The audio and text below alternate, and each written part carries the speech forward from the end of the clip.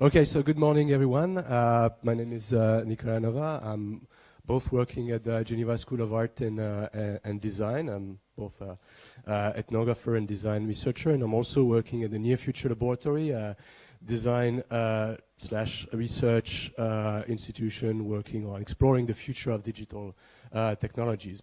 I have to thank the Mapping Festival and Carmen for having me here today, and the idea of this this presentation that I'm going to give you is to look back at this notion of magic and how, even though we talk about digital technologies as something very scientific and objective, there's some sort of remnant of or persistence of magic or magical thinking. I'll get back to that in a minute, and try to show you with different examples coming from my own research or from other people's research about that, and hopefully that will help me to conclude about the implications for either new media art or the way digital technologies may have an influence on society. So, just to give you a little bit of background, I'm an ethnographer, which means that I spend time observing how people behave using different kind of objects, such as digital technologies. I do that in the context of design, working with designers, artists, engineers, interested in creating technologies that could be used by people.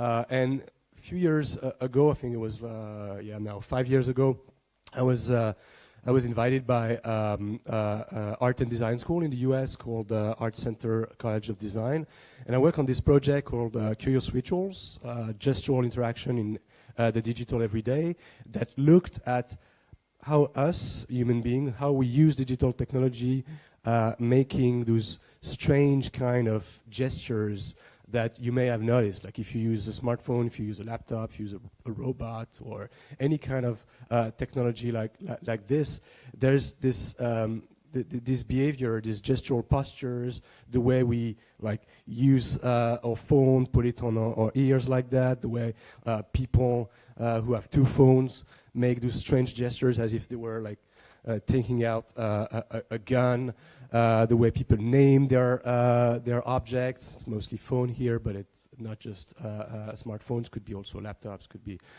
also sensors in the environment. So we, at that stage, I was interested in how this kind of like gestural behavior somehow shows us how people domesticate technologies. Like we did a series of investigation both in Europe, in the US, that led to a series of drawings that document somehow all those gestures that we do, like the selfie, for instance, like the strange gestures people do with the iPhone when they have to recalibrate the GPS of the device.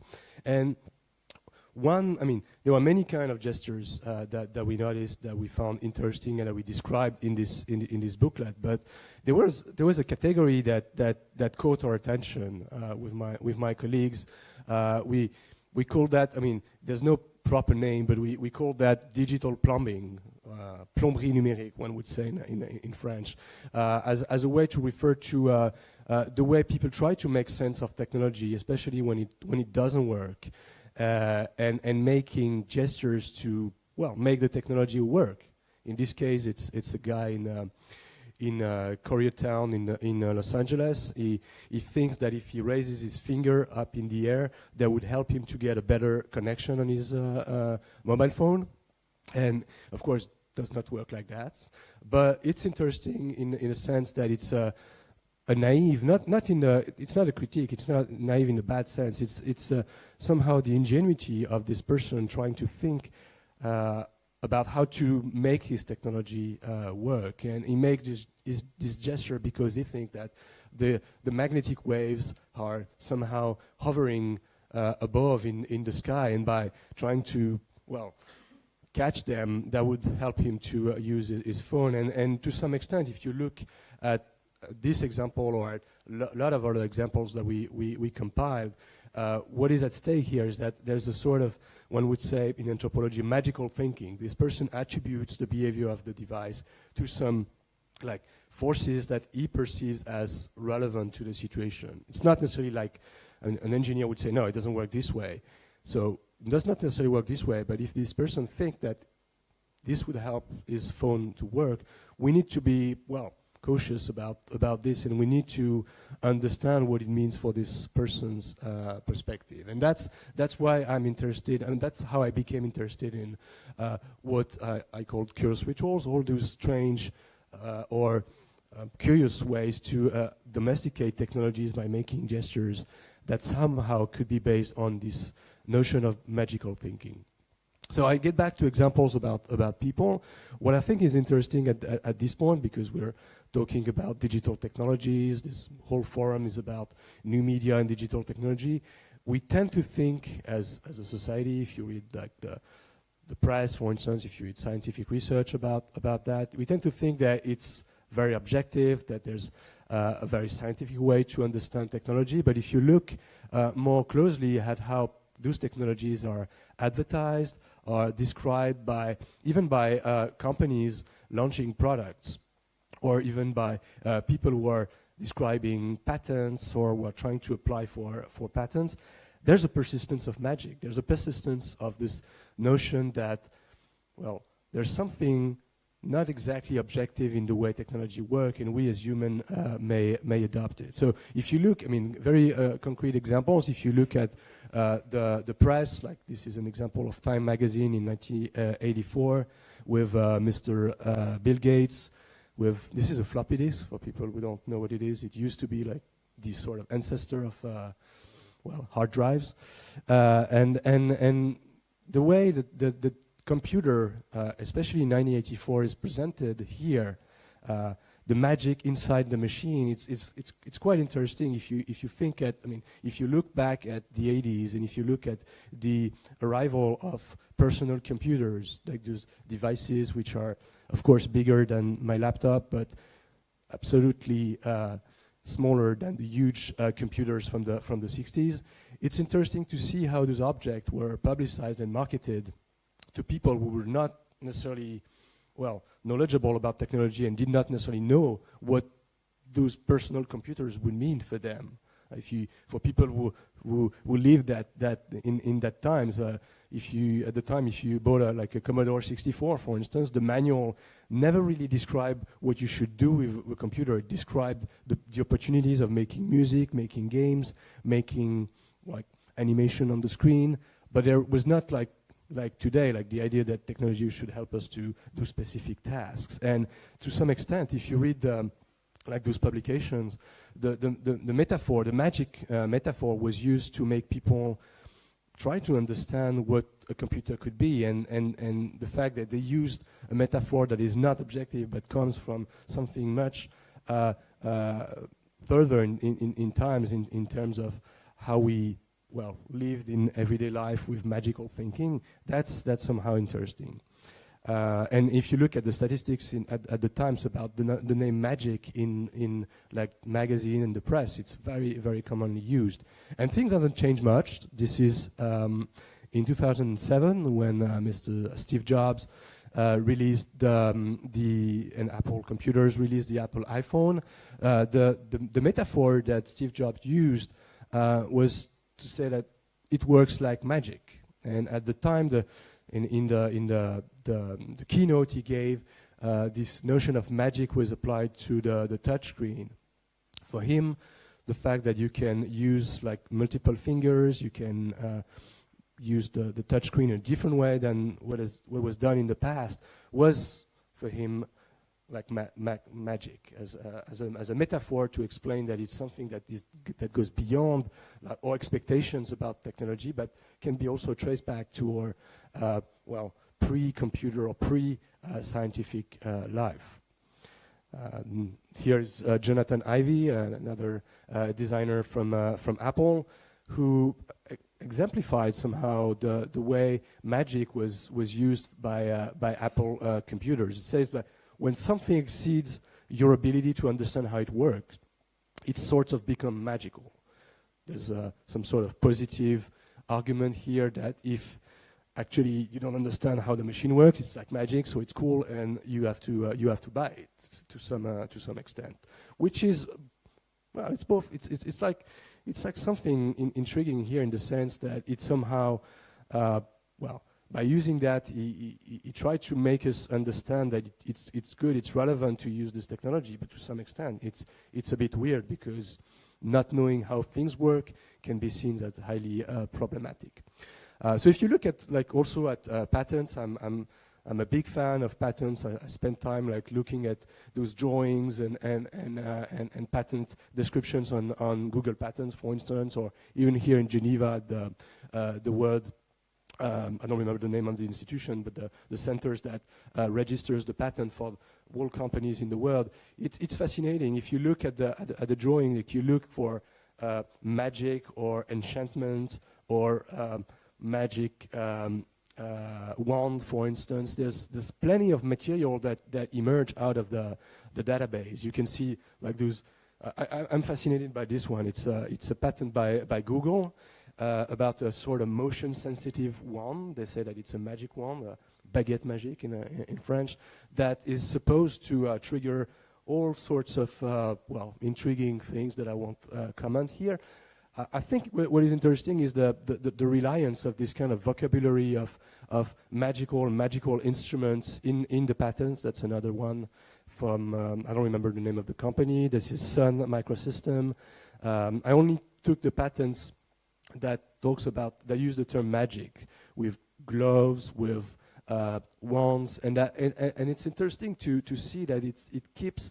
I mean, it's very present in those documents which are supposedly very objective and very rigorous in the description about how things are supposed to work and how people are supposed to understand how it works. And of course the type of drawing you have, the sort of very almost childish representation of what is happening here with someone hovering this kind of magic one over a table and a computer is the depiction of technology and how it should behave and how it should be used by people. And that's also interesting for designers and design education. There's this book that is also highly intriguing by an entrepreneur and a design educator, David Rose. Who's teaching at, I think he's teaching at the MIT Media Lab. The book is called Enchanted Objects. And his perspective here is that if you want to design interactions with technology in everyday life, not just computers and smartphones, but also ubiquitous computing, the Internet of Things, networked object, he describes a set of parameters or set of rules or insights so that object could be more like enchanted, like magicians would help people to, understand the reality and have fun with the world around us. So there are many objects that he discusses. Of course, he's an entrepreneur, so most of those objects, he also sell them with his company. There's this orb, like this sort of glowing object that is supposed to react to different parameters in the environment, and we're not. I mean, I don't really know what's going on here, but it's interesting to put that kind of object in perspective with the history of magical object, the orb, the sort of glowing sphere that can give you insights about the future, or that can give you insights about something happening on some other part of the world. It's interesting to find a similar object in this context, in the context of books about design, digital technologies, and sort of design recipes for people who want to have success with networked objects. And it's also interesting if you look at these days, the orb seems to be quite interesting, and not just for designers and people who are attracted to this kind of magical type of object. I'm less interested by Donald Trump in Saudi Arabia here, but more by how the press and how people on social networks reacted to this kind of strange glowing orb in Saudi Arabia. And you have this article in the New York Times from a few days ago that says that questions or is intrigued. The journalist is intrigued by what's going on here. What is that? What does it mean in 2017 when you have people like such eminent persons with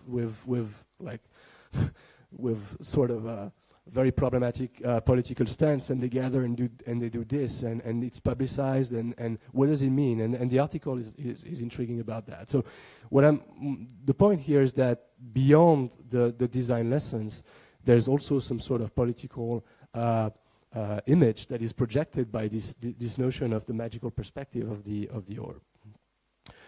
Let's get back to things less political and look at the interaction design, the field of designers interested in digital technologies, in designing the behavior of digital artifacts, is also super interested in this notion of magic. Here it's some examples that I've collected from institutions in interaction design. So the way magic is presented here is that interaction design, like designing how a computer, how computer software, an app, a network object work, should create magic. It shouldn't be just magic. It should create this sort of feeling of magic for users. And I will get back to that later, but this is somehow a bit confusing if you think about what I said, the notion that magic could be about like some sort of weird recognition of how things work, and you try to do something so that people can buy an object, or there should be an illusion, or there should be something that is intriguing for people.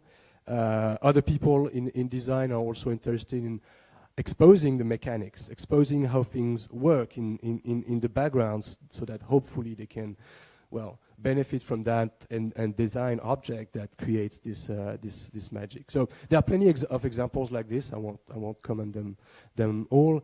What I think is important to keep in mind is that even in the 21st century, there is this persistence of magical thinking that still exists, that is even at the roots of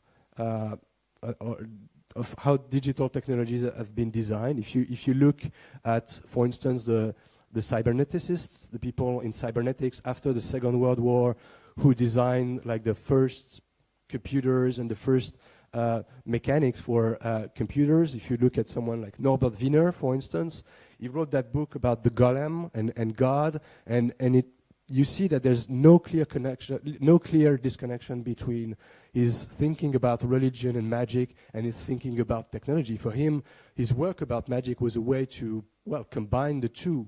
This is well described in a book by Eric Davis that I've put here, if you're interested in that more, to look at that more closely. But there are plenty of examples like that of authors that participated in the digital revolution that were really inspired by magical thinking and magical perspective. And that might be that's an hypothesis, but that might be the reason also why people who publicized those computers that started to appear, why they used magic as a metaphor to make people understand what computers can do. Because computers in the past were not something that, like us, normal humans would use. It was used by like big companies, or it was used by military people. And the use of magic in the sense of creating an illusion, or magic as a way to create something that happens beyond your expectation, was used by like in books, in advertisement, to make people understand that. And to some extent, it's still used today. If you go to design conferences or even new media art conferences, there's this quote by Arthur C. Clarke that is very common in this kind of circles. Arthur C. Clarke was an engineer and also a writer. He's the one who wrote the book that was turned into 2001: Space Odyssey by Stanley Kubrick, and he did many different things in his life. And this quote that he phrased back in the 70s is one of the sort of mantra that you can see in design circles and sometimes even by engineers. And it says that any sufficiently advanced technology is not distinguishable from magic. And what he means here is that at some point it's so complex and so complicated, the effect of technology, that it feels like magic beyond our expectations.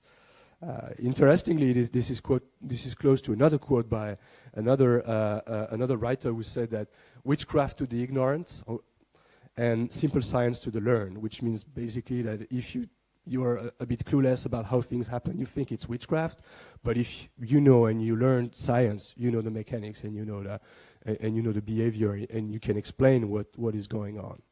So why is that interesting from my perspective? Why is that interesting for me as a person, like spending time with people, observing how people use technology? It's simply, and here that's the last quote from an old white guy, it's simply because for a lot of people, for most of us, and that's what Marcel Mauss, a famous anthropologist, said in the 30s, technical actions, physical actions, and magic/religious actions are all confused. It's all one thing for what you call actors, for us people. It means basically that even though there are things that could be very objective, very scientific, the behavior of machines, we don't necessarily perceive that as something objective and scientific. We confuse them if we don't understand how it means, how it works, how it behaves.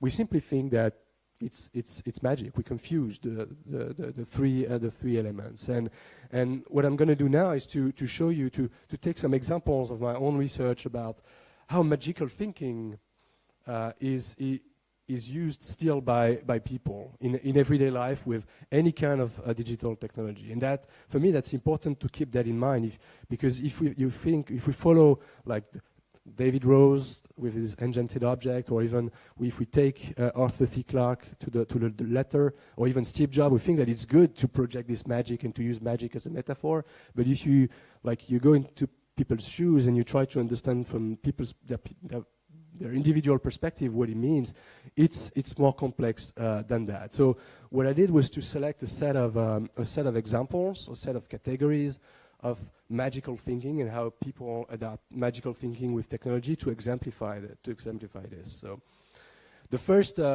category that I call technological superstition is the way the superstition we used to have in the past are still applied to technology.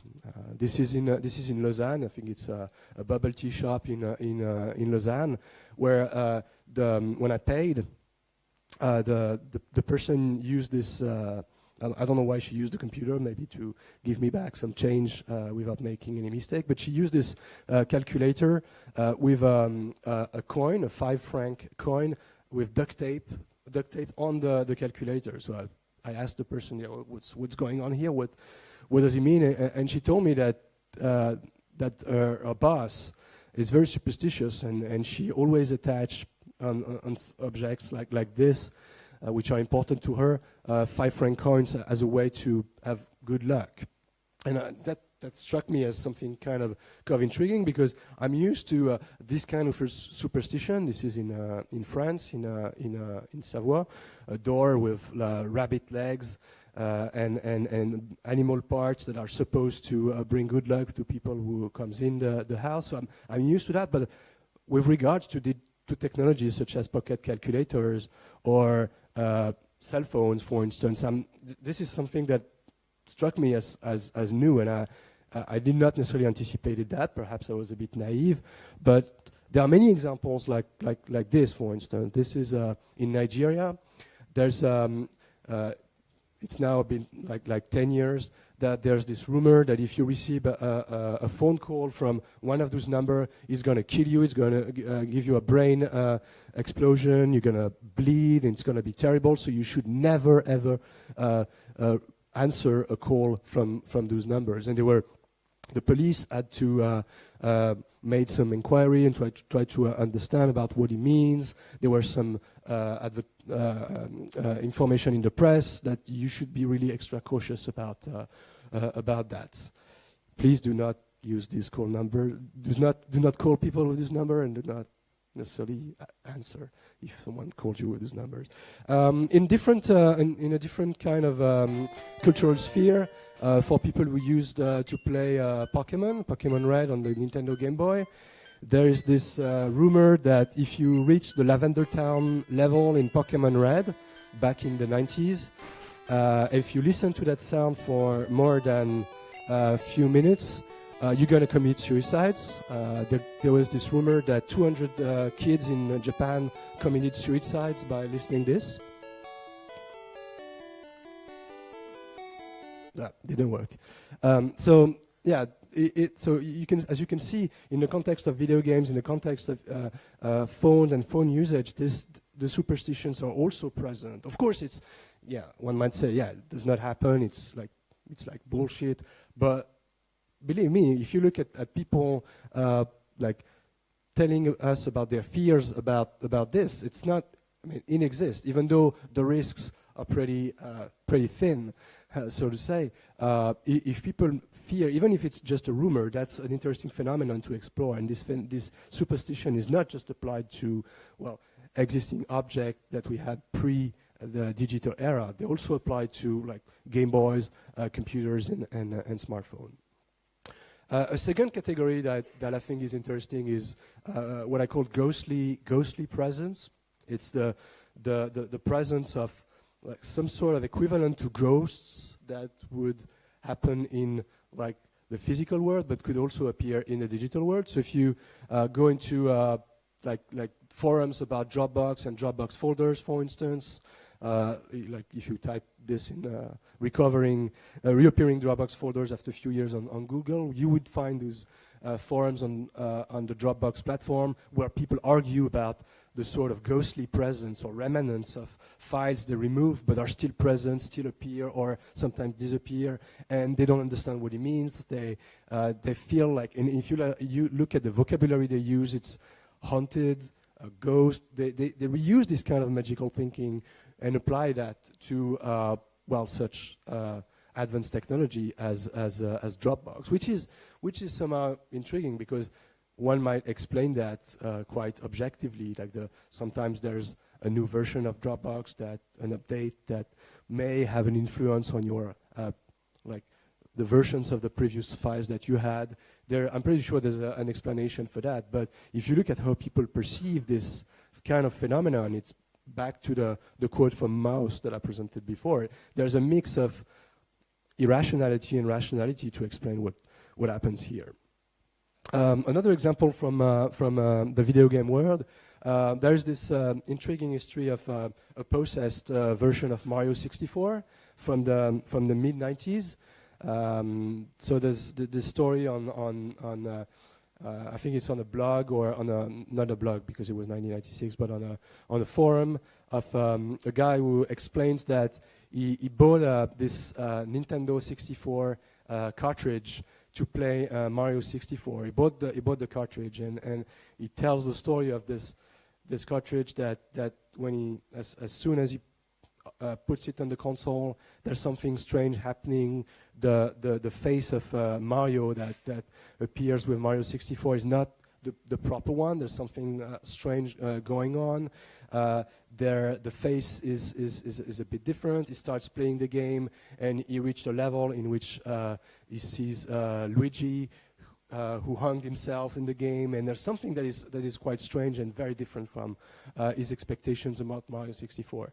And of course, there's a whole folklore and legacy about this online, with people like using this story and reading that on YouTube and YouTube videos, and it might not have existed.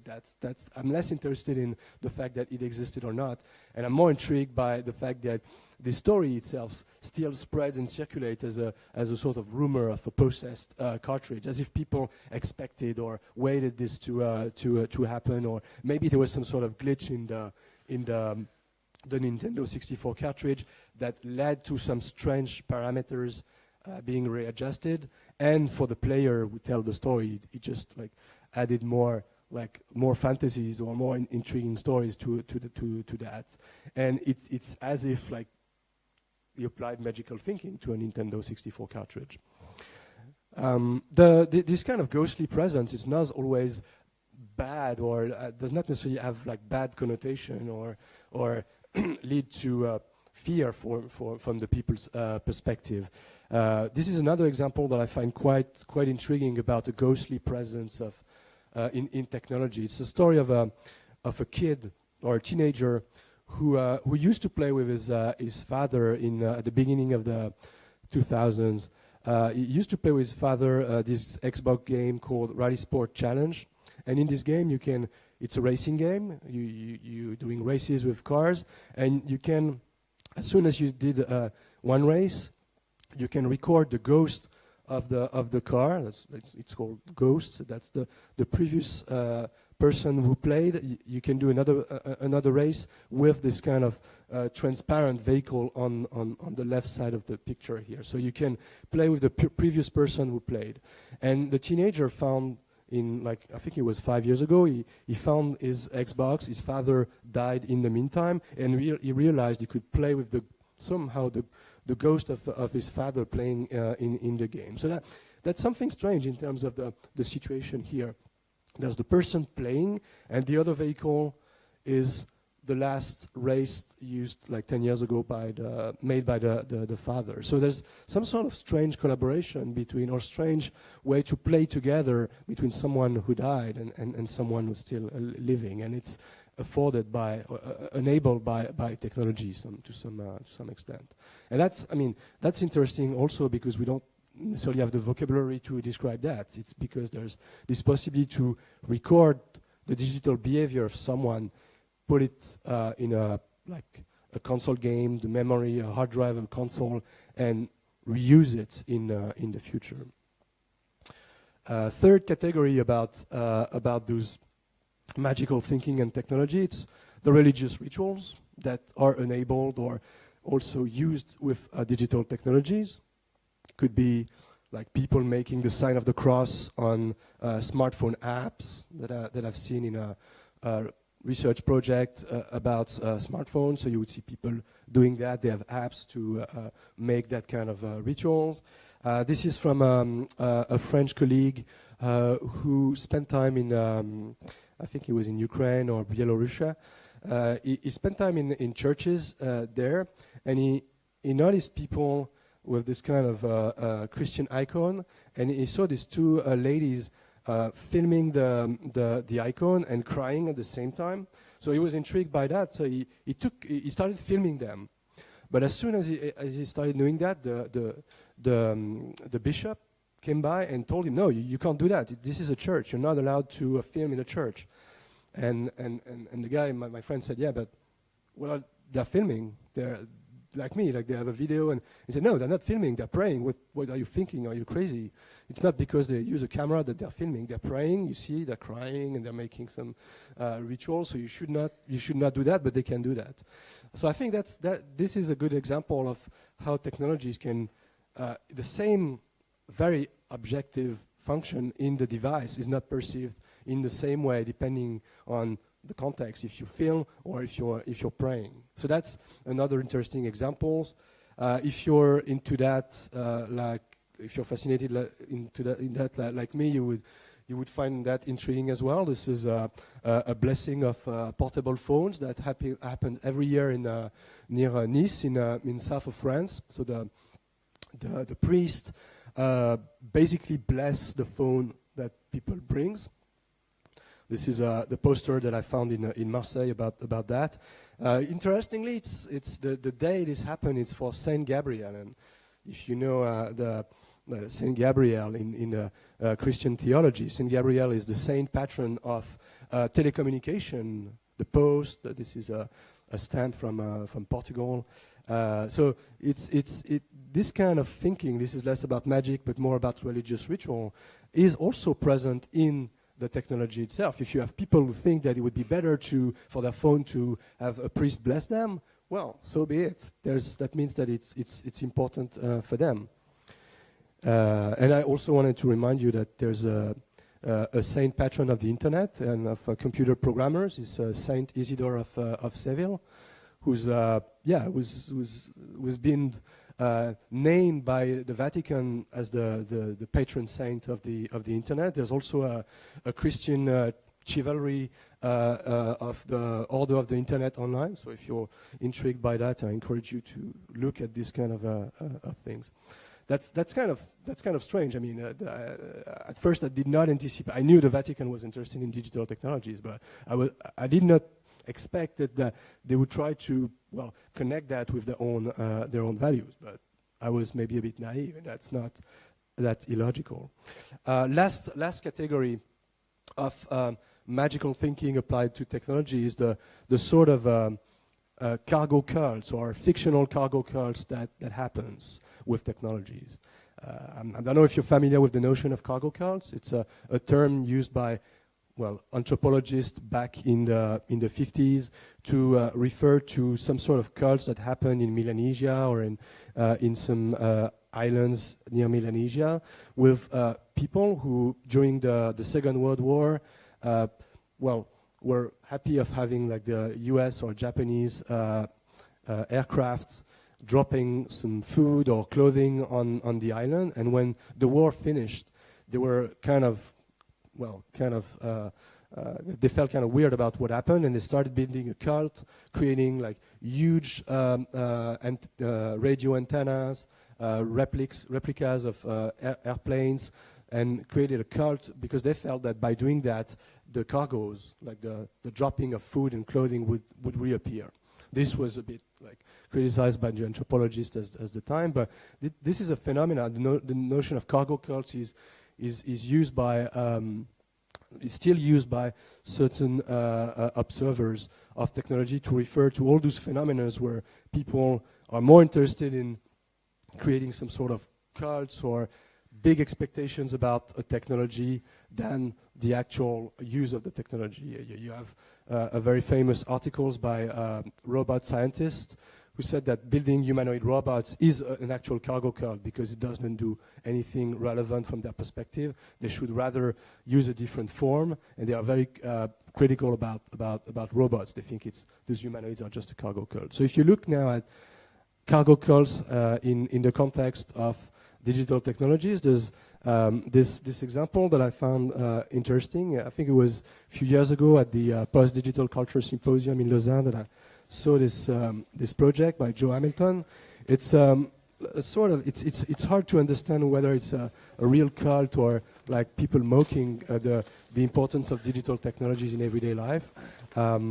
It's from the Joe Hamilton and also the Eternal Internet Brotherhood, and it's people dropping their digital devices and making a fire out of it to, well, make a statement about the importance of technology in everyday life.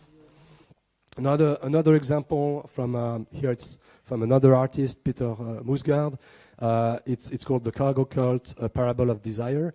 It's a project that Peter Musgaard designed, he made a few years ago, and he worked on, it was interesting in how people adopt technologies and how build expectations about digital technologies. And he imagined that in a very remote alpine village in Austria, people would be so happy to have technologies such as Google Glasses, for instance, that it would be too difficult to have them, so they would build that out of wood. So he created, with some kids in the village, he created some replicas of those devices, such as the Google Glasses or the Segway, as a sort of like cult to those technological objects that they could not afford to have, but they would really want to have. So they would do it with the material they would have, wood, for instance. And back to people again with the last category, and here I go back to what I presented at the beginning of the talk. Is the magical thinking is also another example of magical thinking is the many ways we human beings try to make sense of how technology works and how we sometimes misunderstand how it works, but we apply solution to this. The most common examples is this. I'm pretty sure some people know that, like blowing in video game cartridges or even the USB connector of your smartphone so that it works again. It's not necessarily good to do that because there could be some humidity on the piece of metal, and it's not necessarily working, but it seems to be perceived very positively by people, and there's this sort of rituals. If you play with the Nintendo Entertainment System or Sega Mega Drive, that's something that I'm pretty sure you've done. This is our guy in Koreatown in Los Angeles, is trying to get better connection with his finger. This is someone. This is I think he's in Japantown in Los Angeles, and there's a sensor at the door, and if you comes in the door, the sensor would make a noise. So it's like, and this person working in this in this flat is really he complains about that. So he realized that if he just walk like this, the sensor does not detect his presence. So there's no noise, and it's easier. But every time, like, there are some customers in the building, and they see this guy doing this, they're like, what's going on here? Why is this person doing that? But for him, that's just the way he domesticated the inclusion of technology in the physical environment. Last example is this. There's a whole group of people on Facebook discussing problems with automatic doors. Those doors with sensors, and if you look at the way they describe and discuss the problems with doors that opens too fast or they don't really know how to open them, the vocabulary that is used, the way people try to understand how things work, it's like this. There's this quote that I've showed here, like, the automatic door seems to have a mind of its own.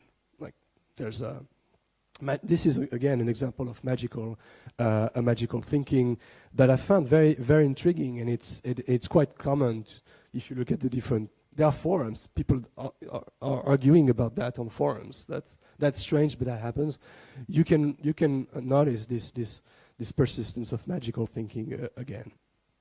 So, in terms of conclusion, what does it mean here? I mean, this is all good and fun, but more seriously, what I find is important to keep in mind is there seems to be a confusion between the notion of magic as a make-believe kind of perspective, the notion of illusion, which can be seen as something very positive especially by people working in big technological corporations to make us adopt certain technologies, to make us realize that technology can be super interesting and we should buy them. But there's also the notion of magic as the attribution of causal relationship between the actions we make and certain events, like raising the finger and having a better connection on the phone, putting a 5 franc coin on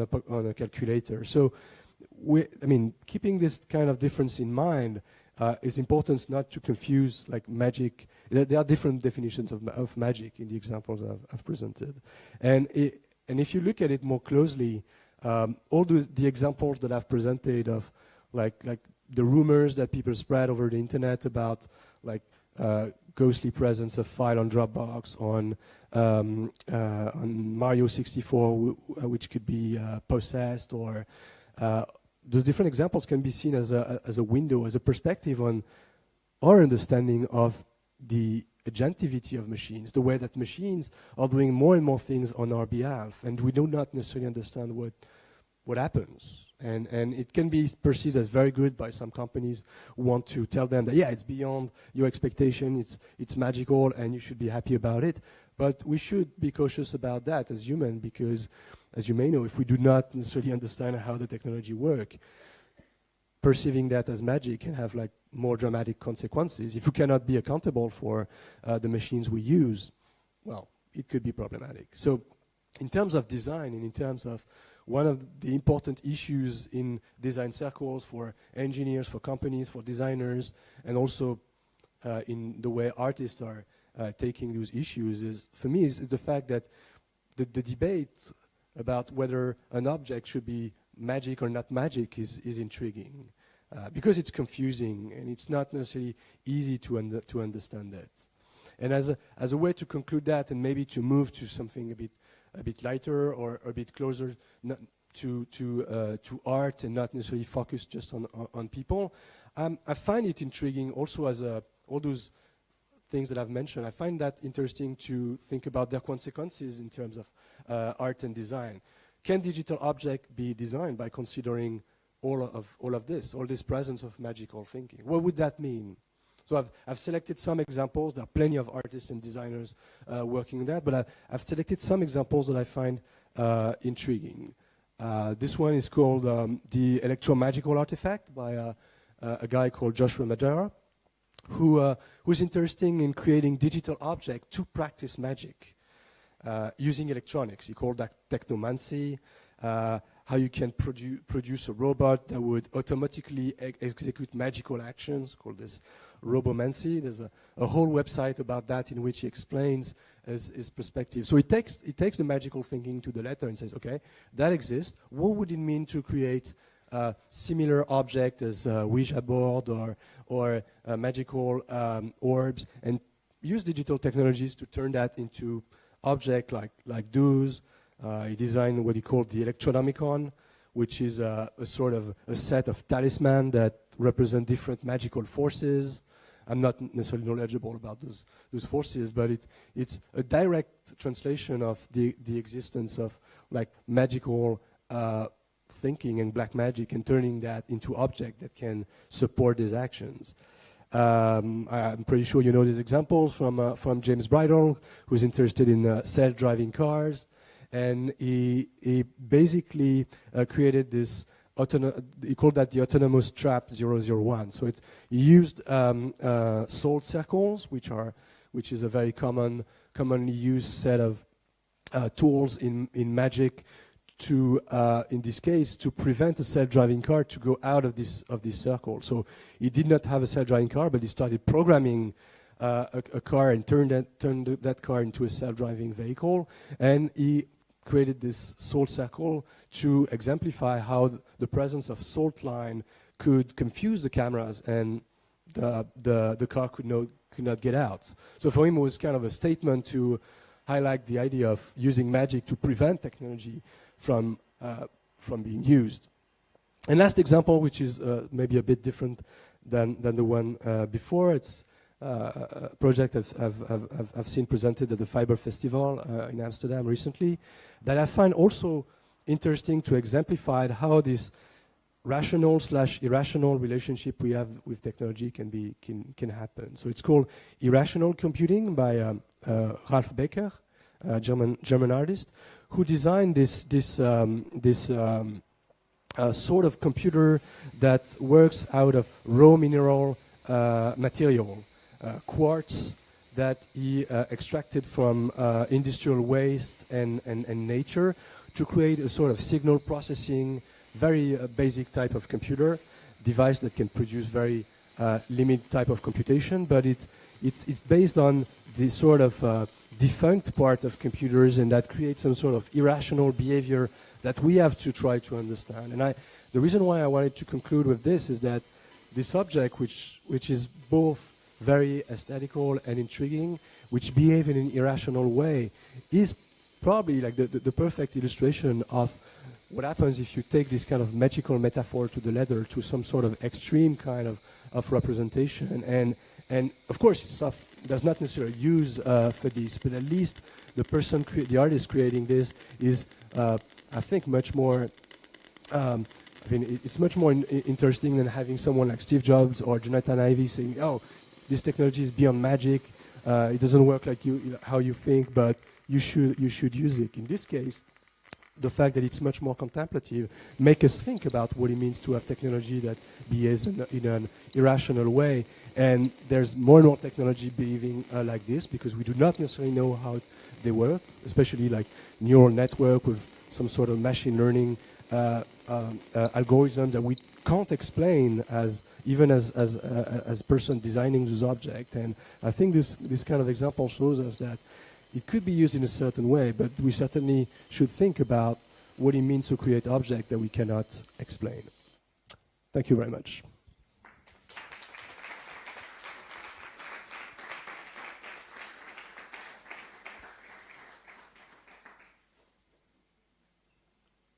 Yeah, I think we have some time for questions, yeah?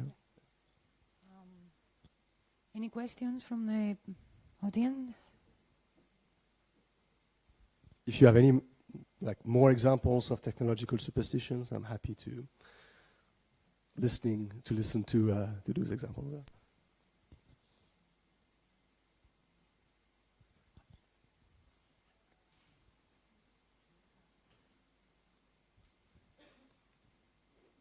Hi, thank you so much for your presentation. Very interesting. I'd like to just come with a comment because I got an inspiration. And that was regarding how technology is told that it's magic and how you then perceive, you kind of let it be magic to you. And one field I learned about lately is the algorithms, which is powering search engines and news feeds, and how they can be political, how they can shape the world you see. Mm-hmm. And I think there's maybe an interest in not digging into how they work and leave them as magic, so that people in general will just accept the version they show of the world. I wonder if you would think this is also relevant, what you're talking about, for algorithms and not just technical objects. Well, I mean, any kind of technology, any kind of object that is designed with some preconceptions in mind from the designers, the engineers working on the object. And by object, it could be like a physical artifact or an algorithm.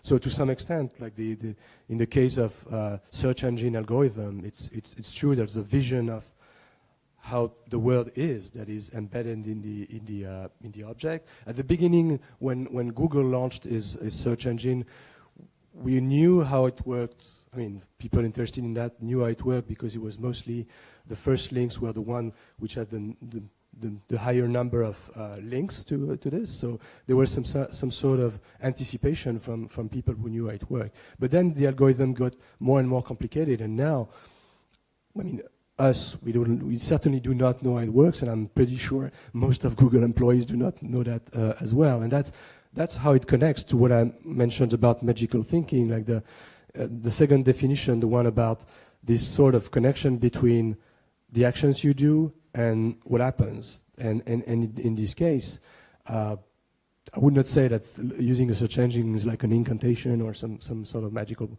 way of perceiving the world, but that's certainly applying.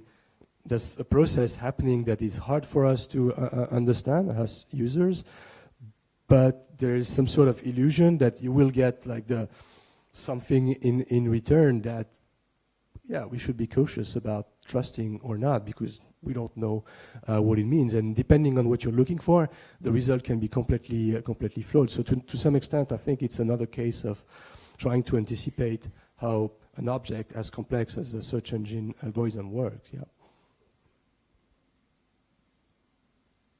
Any other question? Well, I have one. Yes. How do you think this relationship will develop in the future, in the coming decades, between us, technology, and magical thinking or religion? Well, as some technologies are more and more complex, I think this is going to continue. But there seems to be, for me, more importantly, a bigger and bigger gap between those who can understand how, like, even very basic like technological algorithms or technological behavior, those who can understand it, and the others. And I'm afraid that this will continue and go to much more dramatic proportions. If you look at the debate about fake news, for instance, or the reluctance of people to admit that scientific results are valid, I think it's part of the same kind of problem, in the sense that it's tricky to. I mean, there's a sort of magical screen behind those. Like the behavior of machines, how science works, and I'm afraid this will continue, and it's not, it's going to cause problems, I think, especially about, like, for instance, with search engine results, or if you look at, for instance, at technologies who can like read or store different parameters about our body and make us talk. In a way, sentences that we never said. This feels like a bit like some sort of like magical puppets, for instance, and this is already happening in research labs. So I'm kind of scared with this happening with some sort of like political consequences. I think there's a question just in the back. It's not new. No, it's It's not. ancient, isn't that? Since Mayas and all, everyone who detains knowledge could sort of work magic. And for the superstition that you said, there's even a series of Japanese movie that with intervention of televisions and then paranormal reactions of devices and all. And I think it's preying on people's ignorance. And yeah, we should be cautious. It's interesting to observe, but always good to know. I don't know whether it's relevant or not to your presentation. My point was not to say that it's not new. It's more that there's, even in something that is as supposedly objective as digital technology, this happens, and this happens more and more. Yeah. So yeah, it's maybe a human trait.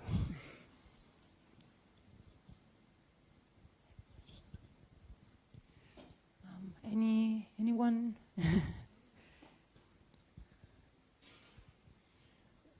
I was wondering how you would relate that to anthropomorphisms that could be found in unexpected topics as well. I was working on molecular biology, and I was intrigued by all the metaphors that were used that made molecules kind of human-like.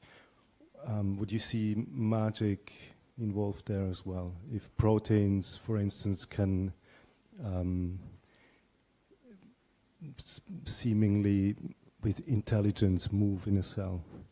Well, that's where maybe the term magic becomes a bit problematic, because it can be applied to a lot of things.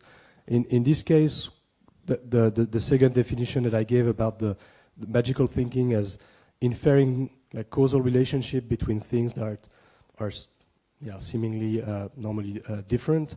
That's anthropomorphism could be seen as a good case for that. The fact that we see human faces in clouds or in objects, the fact that if we see a protein moving with a certain path, we will think that, oh, it's like a dog doing this or that, or like a human doing this or that. And that's somehow, this is part of the same phenomenon, but I think it would be interesting to make like differences and try to link that to the psychology of human beings in the way we, as human with a cognitive system, we're adapted to projecting meaning of phenomenon and trying to make sense of it. We're sense-making systems somehow, and by like projecting meanings on a computer or a bacteria or a protein, that's, I think it's what is the sort of roots of this phenomena. It's this kind of sense-making that we cannot stop. Now, what does it mean for like design for society? I don't know, but that's something that seems to be a human trait, I think.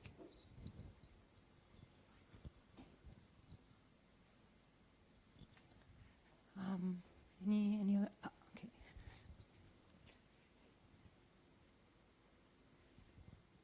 I was thinking in the continuity of superstition, as to give a bit of conceptual ground and behavior to superstition. I mean, this kind of group of philosophers that work on hyperstition, and which is a bit of a weird formation between hyper-rationality and some kind of heresy, and trying to find like narrative devices that can be used inside cybernetics. I think that's a good path as well. Which kind of author are you referring to? Because I don't know about that. It feels like a bit like Timothy Morton or this kind of people. Yeah, he might be part of it. I mean, the one I know, it's a bit a weird group of people retracting and going in. I know Brassier, Malek, Suhail Malek, Avec Avion, etc. But I don't know those, but that seems quite intriguing. Even like just on the stressing on after superstition, hyperstition as a technological approach to superstition. Yeah. Well, I'm going to look into that. That seems quite intriguing. Thanks. Yeah. Any other question? Okay, so then we move to the next session. Thanks, Nicolas. Thanks. Thank you. So the next session is digital art.